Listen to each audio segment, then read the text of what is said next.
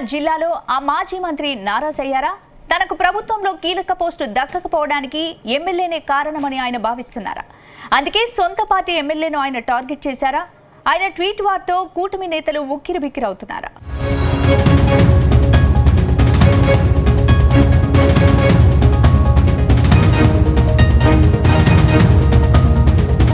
ఆంధ్రప్రదేశ్లో కూటమి సర్కార్ కొలువుదీరి 8 నెలలు దాటింది. ఈ సమయంలో 3 పార్టీల నుంచి చాలా మంది లీడర్లకు పదవులు దక్కాయి. కానీ కృష్ణా జిల్లాకు చెందిన టీడీపీ సీనియర్ నేత మాజీ మంత్రి దేవినేని ఉమామహేశ్వరరావుకు మాత్రం ఏ పోస్టు దక్కలేదు. ఇటీవల నామినేటెడ్ పోస్టుల పంపకాల్లోనూ ఆయన పేరు ఎక్కడా కనిపించలేదు.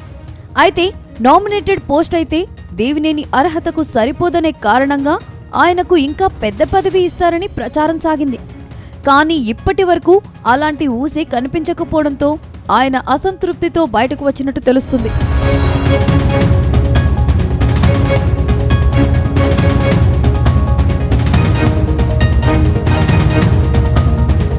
తాజాగా దేవినేని ఉమా సొంత పార్టీ ఎమ్మెల్యే వసంతకృష్ణ ప్రసాద్ను టార్గెట్ చేశారు.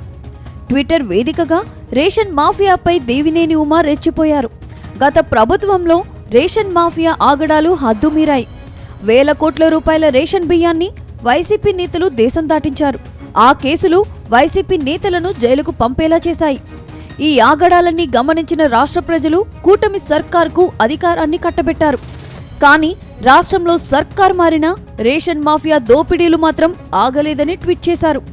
అంతేకాదు 2 రోజుల క్రితం ఓ వాహనంలో పట్టుబడిన 22 క్వింటాళ్ల రేషన్ బియ్యం తాలూకు వీడియోను CM Chandrababu civil supply minister Nadendla Manohar కు ట్యాగ్ చేశారు.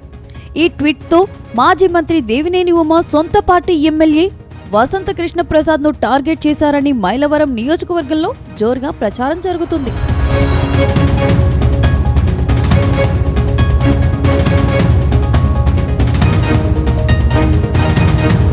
గతంలో ఎన్టీఆర్ జిల్లా నందిగామలో 2 సార్లు ఎమ్మెల్యేగా గెలిచారు దేవినేని ఉమా. ఆ తరువాత చంద్రబాబు క్యాబినెట్లో మంత్రిగా పనిచేశారు. ఆ తర్వాత నందిగామ నియోజకవర్గం ఎస్సీకి రిజర్వ్ కావడంతో మైలవరంకు మారిపోయారు. అక్కడ ఓసారి ఎమ్మెల్యేగా గెలిచారు. కానీ గత అసెంబ్లీ ఎన్నికల్లో మైలవరంలో దేవినేని ఉమాకు టికెట్ దక్కలేదు. అక్కడ వైసీపీ నుంచి టీడీపీలోకి మారిన వసంతకృష్ణ ప్రసాద్కు టికెట్ దక్కింది. అయితే టికెట్ త్యాగం చేసిన దేవినేని ఉమాకు ప్రభుత్వంలో కీలక పోస్టు దక్కబోతుందని చాలా రోజులుగా ప్రచారం జరుగుతుంది. అయితే ఆయన పోస్టు అంశం కేవలం ప్రచారానికే పరిమితమయ్యిందన్న టాక్ ఉంది. అయితే మైలవరంలో దేవినేని ఉమాకు పదవి దక్కకుండా ఎమ్మెల్యే వసంతకృష్ణ ప్రసాద్ అడ్డుకున్నారని నియోజకవర్గంలో టాక్ వినిపిస్తుంది.